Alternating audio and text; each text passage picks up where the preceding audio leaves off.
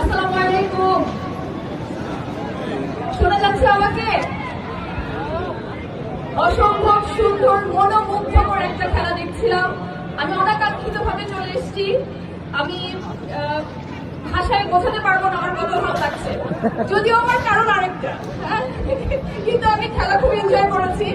আমি আপনাদের কাছে এতটুকু বলতে চাই, খন্দকার শামসুল আলম কোকরাজ উনি আমার শ্বশুর এবং উনি আমার বড় ছেলে সম্পর্কে, কিন্তু উনি আমার বড় ছেলে। উনি যখন এখানে ঈদগাহ মাঠ করেছেন তখন আমি এখানে আসি নাই। আমি এইবার থেকে আসা শুরু করলাম এই সোনাপুরে। এখন থেকে আমার যাত্রা শুরু হলো।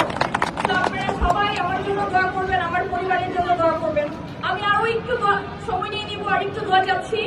খন্দকার আবু আশফাক যিনি আমার চাচা শ্বশুর হন, ঢাকা 1 আসন থেকে আমরা ওনার নমিনেশন পেয়েছি। আমরা খুবই গর্বিত নবাবগঞ্জবাসী। আরো আছে আমাদের গর্ব এখনো শেষ হয় নাই।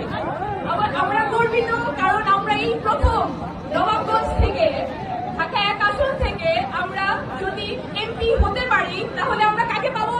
খন্দকার আবু আশফাক। জোরে বলি একবার। আমাদের কোনোদিকে কিছু নাই, শুধু ধারে শীষ। আমি ওনার জন্য আজকে পর্যন্ত এসেছি, আর আমার মাথার উপরে তো আমার শ্বশুর রয়েই গেছে। আমরা খুবই খুশি হব। বিগত দিনগুলোতে আমরা এই এলাকা থেকে কোনো এমপি পাই নাই, আমরা কিছু পাই নাই, আমরা অবহেলিত ছিলাম। সেখান থেকে আশা করছি আমরা এই জায়গা থেকে আমরা চলে আসতে পারবো, বের হতে পারবো। তো আমি আপনাদের সবার কাছ থেকে এটা তো আশা করতে পারি না, ধানের শীষে একটা ছোট্ট করে ভোট।